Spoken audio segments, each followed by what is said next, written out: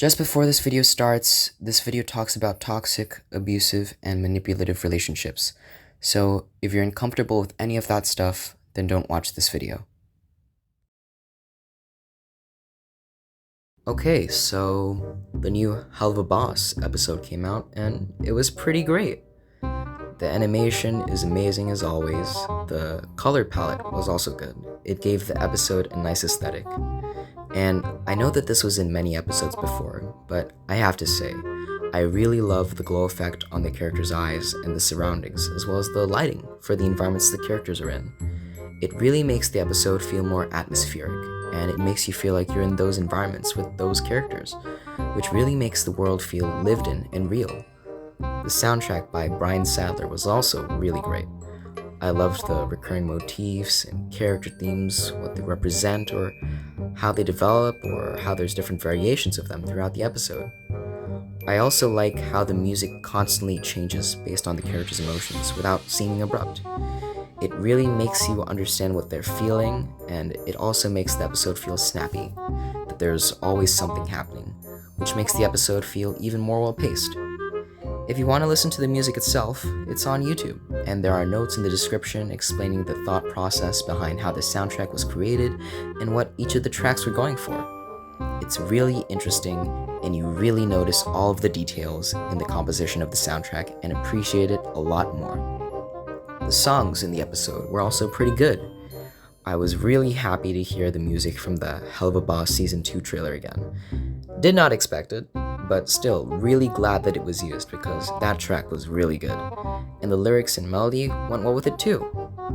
Juggling is Cool was short but very catchy, and I can't believe they got Tom Cardy to work on this show.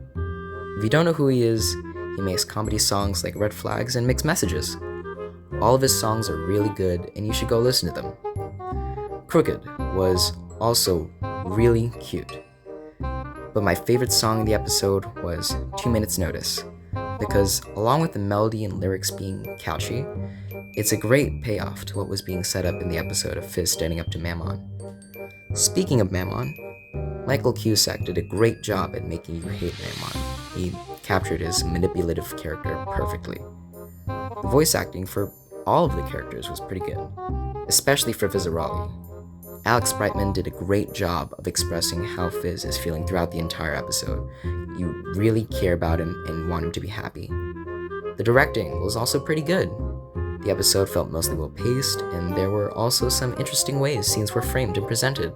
Like when Fizz goes into his dressing room, there's this slow zoom and a shaky effect added, and it does a great job of showing what Fizz is feeling in that moment.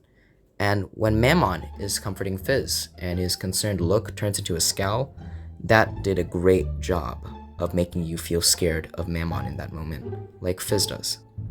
And that's another great thing about this episode. It does a really good job of putting you in Fizz's shoes.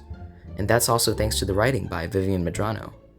You really feel the tension rising and rising throughout the episode, from the pressure that he feels having to put on a happy face in front of his fans, to the pressure that Mammon and he himself puts on him of needing to win the competition.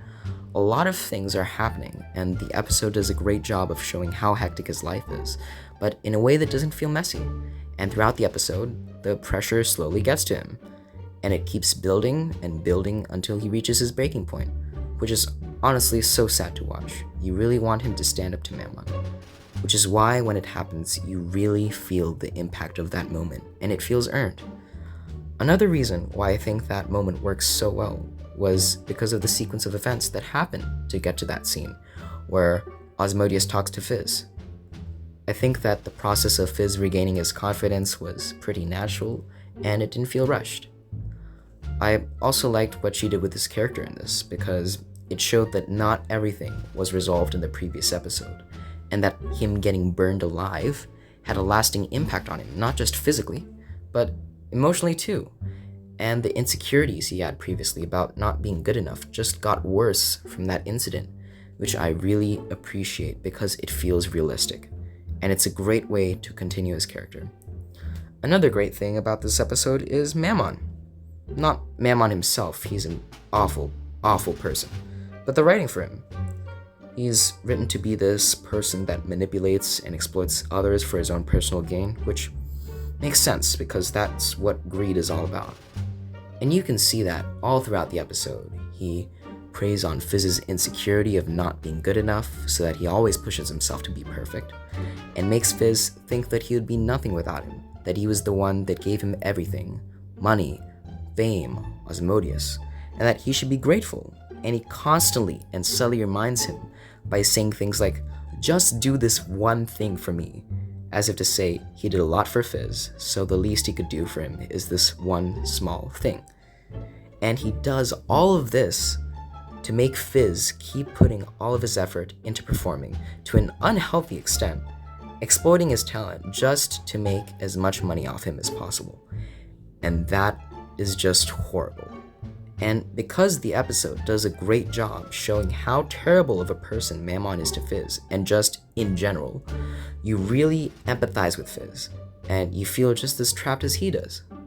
The themes of exploitation and love versus obsession were also interesting, and I liked what the episode was trying to say and how it said it.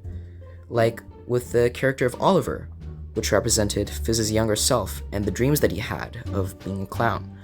And when he showed up again towards the end of the episode, when Fizz quit working for Mammon, that was a great way of showing his character growth and really hammer home what the episode was trying to say about not losing sight of your passion for something in the pursuit of fame.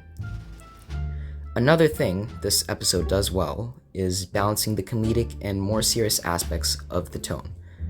There wasn't any tonal whiplash, and the jokes didn't take away from the more serious moments in the episode. Speaking of the jokes, they're also pretty good. They were clever, and there were different types of them throughout the episode, and it wasn't just sex jokes. So yeah, everything about this episode is pretty great. The only problem I have is I just wish we could have seen this part of Fizz's life earlier, because while we could infer that Fizz was working for Mammon pretty early on, and that Mammon is not a good guy because he's the embodiment of greed, we don't really see this side of Fizz until this episode, and we only really start learning about his relationship with Mammon in the 6th episode of the 2nd season. So when it's revealed in this episode, it feels kind of rushed and kind of comes out of nowhere. Now, don't get me wrong, the episode itself is pretty well paced, and I understand why we don't see that side of him in the previous episodes he was in, but it still feels that way, and Fizz going from this to this in one episode is still pretty fast. Plus, if his relationship with Mammon was established earlier, then the moment when Fizz stands up to him could have been built up to more, and it would have felt even more impactful. But I still love what we got. Great episode, honestly.